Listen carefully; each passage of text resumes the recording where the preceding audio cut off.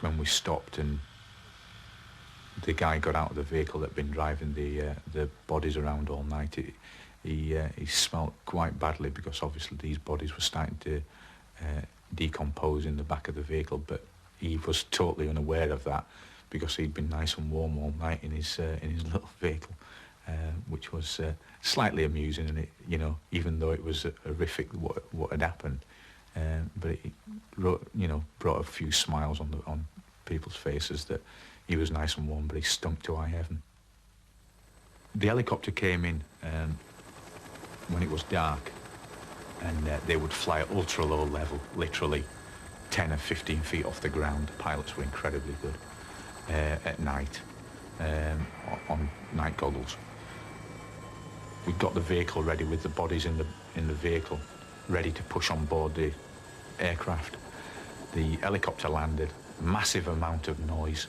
Anyway, the RAF loadmaster decided that that vehicle wasn't going anywhere near the helicopter. So we was immediately in a predicament. What the hell do we do with it? The prisoner went on the aircraft, a bit of commotion, and the aircraft took off. We're still stuck with an Iraqi vehicle with 3 dead bodies in it. What do we do? Our fears were definitely the fact that if we keep taking these around with us and we do get captured, they're going to look at it and say, well, these people, these European soldiers have got 3 of our men dead in a vehicle, and they would probably kill us. So we had to dispose of the bodies. There was a gully, and we just dug it out even more in the space of about half hour, and we literally just threw the vehicle into the pit, obviously with the bodies inside, and shoved 2 anti-tank mines that we had that we carried around with us, which are massive, big mines.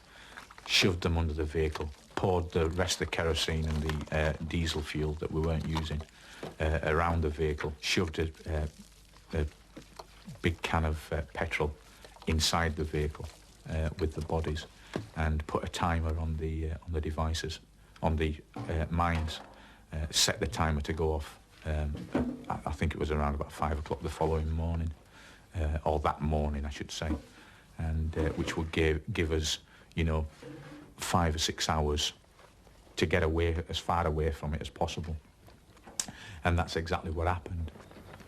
So lo and behold, we drove all night to find another location, and literally at about 5 o'clock that morning, we didn't hear it, but we could see a flash on the horizon as this thing had gone up and hopefully incinerated and disposed of the evidence and the bodies that were there. And the flash died down as it was just starting to come daylight. That was that.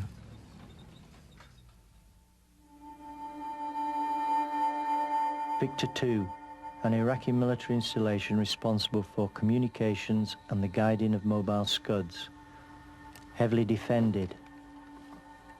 A classic hit-and-run night raid that echoes the SAS days of World War II.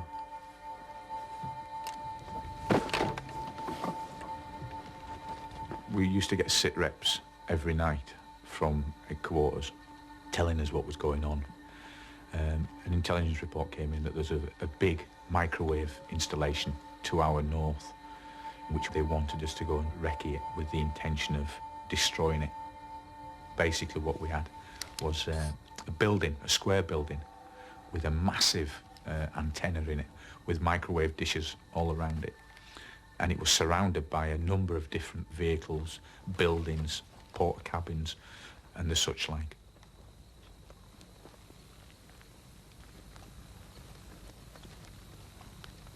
We was tasked basically to go into the installation with a big bag of explosives, which would be on a safety fuse, which would give us in the region of about 1.5 minutes to get back out.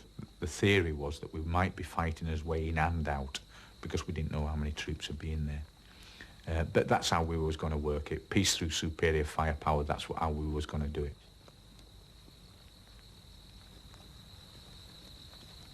Those 2 vehicles that was very close to the objective, 2 big vehicles, one of them with what looked like a water bowser or a fuel bowser I was tasked to go and ID that one and just watch that.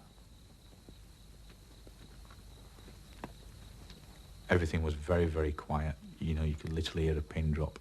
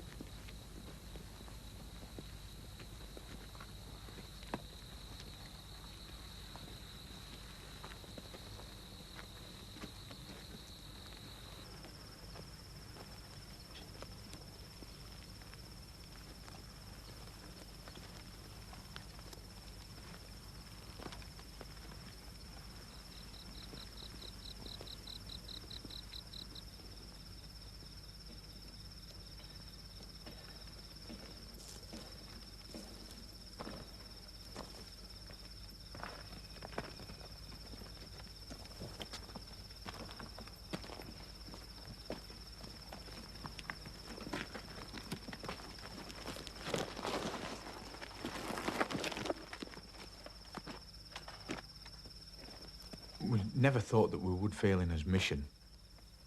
As for thinking about not coming back, yeah, it entered my mind every night, and it normally entered my mind just before we started off. And at that point, I would always think, well, is this going to be the night? You know, and I'd say little things to myself and occasionally offer myself a little prayer that everything would be all right for not just myself, but for all the boys.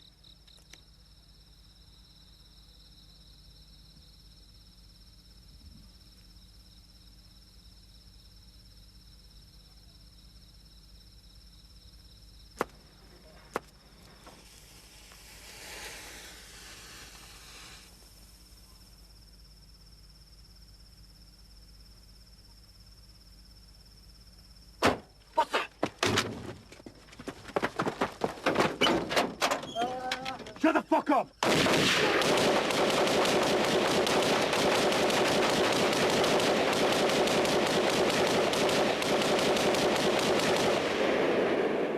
We'd initiated the contact and the whole place erupted.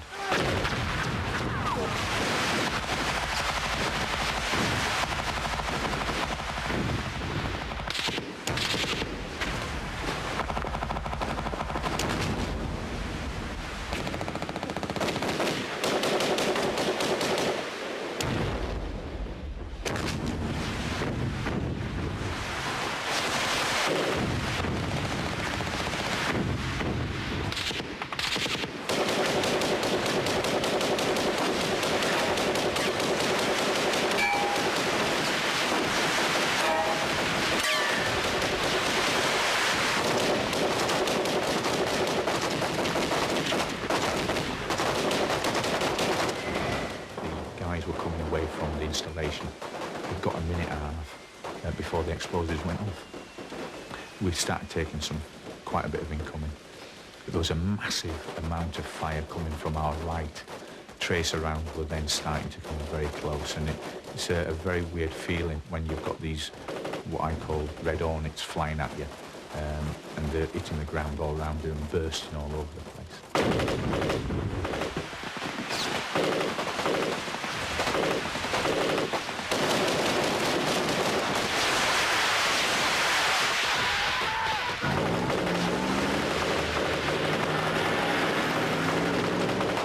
Some unknown reason, not one bloke was actually touched. We just were very, very lucky.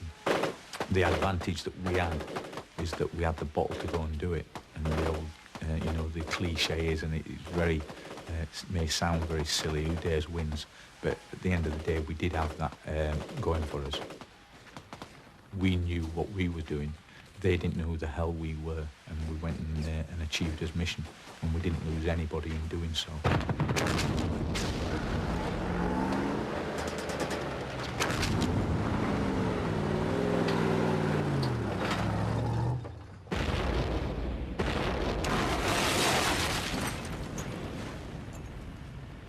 When we got back across the border a few weeks later, a few of us approached the intelligence guys, basically to start doing some finger poking.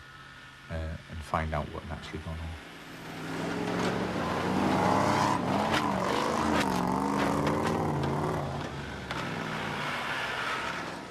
They informed us that there were in excess of between 250 to 300 enemy troops on that one location, and we realised then that we'd been up against a far bigger force, but in no way superior. Every mobile column that set off to carry out a mission achieved their aim 100% successfully. The Iraqis were forced to move their Scuds out of range of Israel. Those that remained were destroyed on the ground.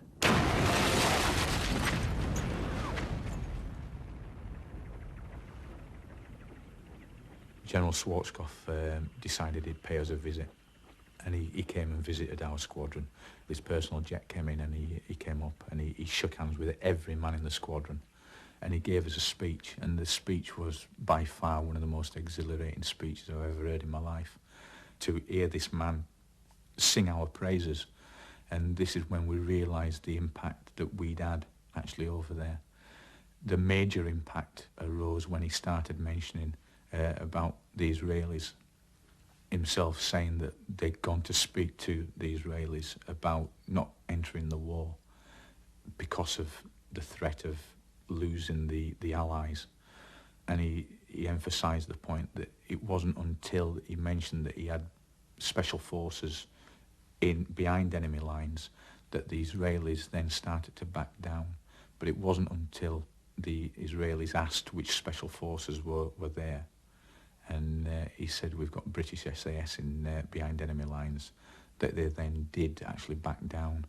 And when he said this, I found it the most exhilarating thing I'd ever heard in my life, that for some unknown reason that SAS soldiers had probably stopped the Israelis coming into the war. And no other reason than that.